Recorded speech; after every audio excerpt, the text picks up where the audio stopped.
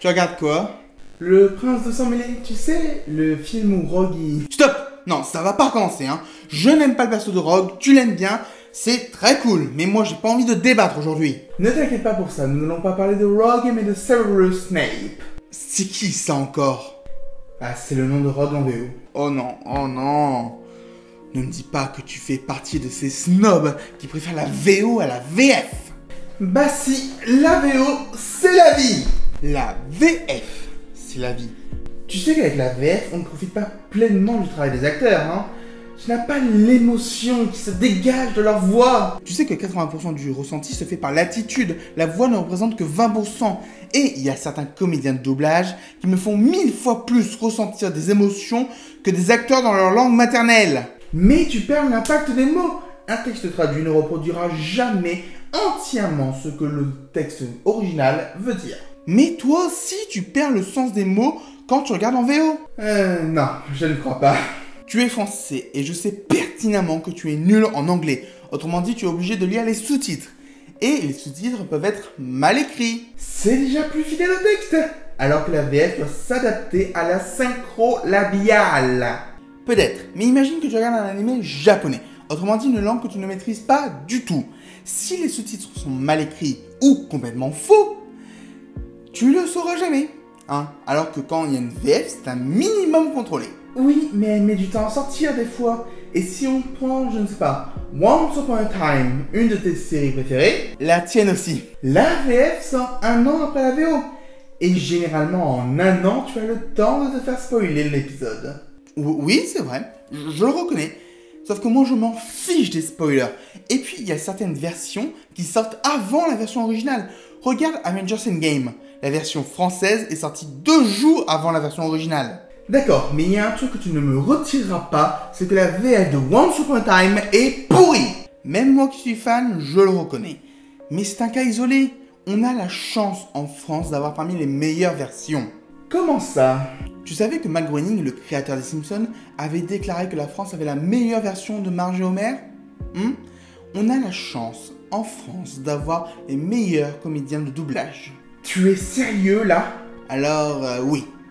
Et comme ça, je peux te citer Camille Donda, Richard Darbois, Céline Monsara, Maïdara, Dorothée Pousseau, Patrick Préjean, Brigitte Lecordier, Benoît Alman, Féodor Atkins, Patrick Poivret et Roger Carrel. Attends, juste pour te faire remarquer. Tu cites des morts là. Cela n'enlève rien à leur travail. Mais je pense que... Stop! Je te cite juste un petit dernier, mon préféré, Donald Renew. Cela ne surprend personne ici. Mais bon, je pense quand même que la VF ne sert à rien. Oh mon dieu! Mais qu'est-ce que tu me dis là? Non mais rappelle-toi quand tu étais petit et pas snob comme maintenant. Hein. Qui est-ce que tu aimais entendre quand tu étais petit dans la voix du génie d'Aladin? Richard Darbois ou Robin Williams? Et dans la voix de Winnie l'ourson, qui est-ce que tu aimais? Roger Carrel ou Stanley Holloway? Tu triches. Ce sont des films d'animation. Les acteurs américains et français font le même travail. Cela ne change rien. Pour moi, la voix de Bruce Willis, c'est Patrick Poivret. C'est aussi la voix de Tom Cruise dans plusieurs films ou la voix d'Orson Hodge dans Desperate Housewives. Et tu vois, il y a tellement peu d'acteurs de doublage en France qu'ils se partagent toutes les voix. Il y a plein de comédiens de doublage. Alors, évidemment, il y en a certains qui sont plus connus que d'autres, mais il y en a plein. D'accord. Mais imaginons que Bernard Gabet, la voix française de Robert Downey Jr., fasse un film avec Robert Downey Jr. Comment on fait pour la voir? Bah on prend quelqu'un d'autre. Haha, tu es tombé dans mon piège. On a tellement l'habitude d'entendre un acteur avec une seule et unique voix que si cette voix change, on perd en immersion. Pour exemple, Bruce Willis aura toujours la voix de Bruce Willis. Mais Patrick Poivret étant mort, Bruce Willis n'ayant plus la voix de Patrick Poivret, on perd en immersion pour les prochains films. Peut-être que son successeur fera un meilleur boulot. C'est compliqué, mais c'est possible. Ou peut-être que ce sera pire. Tu te rappelles la VF de Friends, hein? Celle des dernières saisons? Tu te rappelles quand ils ont changé la voix de Chandler, Joey ou Rachel, la catastrophe que c'était? Bon, effectivement, ça c'était pas joli.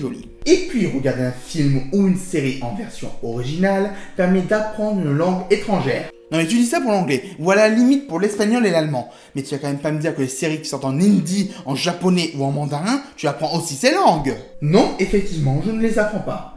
Mais c'est pour ça qu'il y a les sous-titres. Je t'ai déjà dit ce que je pensais des sous-titres, hein. Cela te sort de l'immersion. Et pour peu que ce soit mal écrit et que tu sois un pique-nul CGA, eh ben, t'as toujours envie de corriger les fautes.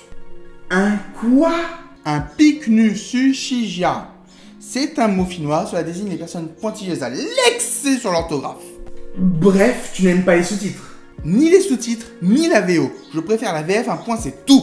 Et moi, la VO à la VF. Tu ne me feras pas changer d'avis. Bon, du coup, j'imagine que tu ne voudras pas regarder Harry Potter avec moi, n'est-ce pas? Nope, désolé. J'ai quand même envie de te proposer un film qui pourrait être vu en version originale pour toi et en version française pour moi. Comment ça? Bah, si on regarde un film français, ce sera en version originale pour toi. Bon allez, tu viens? You are very sympathetic, but I prefer vous voir là-bas. Moi, je sais parler toutes les langues, moi, je sais parler les langues du monde entier.